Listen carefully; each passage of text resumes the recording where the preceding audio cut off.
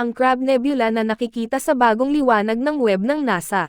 Ito ang Crab Nebula na matatagpuan sa constellation Taurus 6,500 light-years ang layo.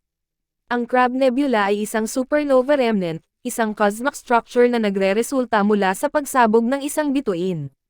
Ang isang malawak na lumalawak na ulap ng gas at alikabok ay pumapalibot sa isa sa mga pinakasiksik na bagay sa universo, isang neutron star. Ang Crab Nebula ay binubuo ng maraming bahagi, kabilang ang ionized sulfur na makikita dito sa pula, orange, dust sa dilaw na berde, at synchrotron emission sa isang gatas na puti. Sa gitna ng lahat, ay ang pulsar ng Crab, isang mabilis na umiikot na neutron star.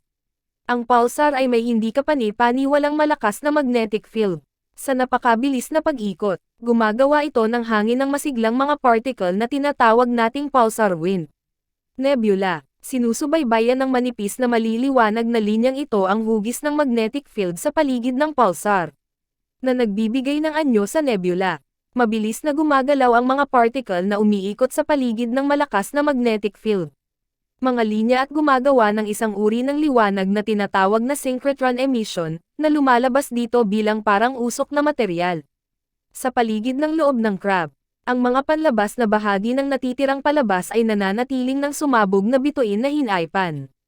Palabas sa interstellar space, ang maliwanag na mainit na material na ito ay na-ejected sa napakataas na bilis at mayroon nabali sa masalimuot na mga filament at tendrils habang ito ay itinulak palabas ng pulsar wind nebula. Dito at dito, lumilitaw na makitid ang nebula. Ang biglaang pagpapapayat na ito ay maaaring sanhi ng pagkulong ng pagpapalawak ng pulsar wind sa pamamagitan ng isang sinturon ng siksik na gas. Gamit ang infrared ng web, sensitivity at data mula sa mga nakaraang obserbasyon sa teleskopyo, ang mga astronomo ay nakakakuha ng isang komprehensibo pag-unawa sa rehiyong ito at sa natatangi at nakakabighaning mga komplikado nito.